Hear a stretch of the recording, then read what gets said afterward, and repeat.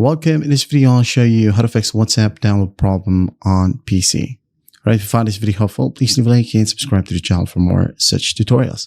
Now, first up, close your browser. Alright, close the browser. Now go to find date and time right here at the bottom right. Just tap on it or right click on adjust date and time.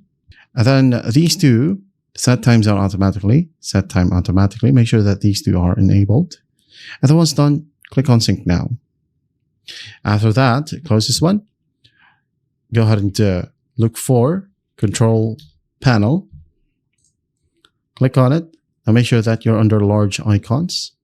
And then go ahead and find network and sharing center. Click on it. Click on change adapter settings. Double click on the network that you're currently using. Click on properties. Locate TCP IPv4. Properties. Now copy my settings, okay?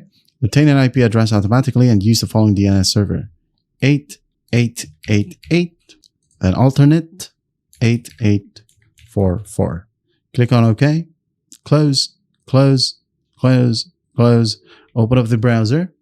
Go to web.whatsapp.com. Once that's done, go ahead and try to download video, photo, files, whatever. Download and check if it works. All right. Now, if that still won't work, click on the sliders right here besides the URL.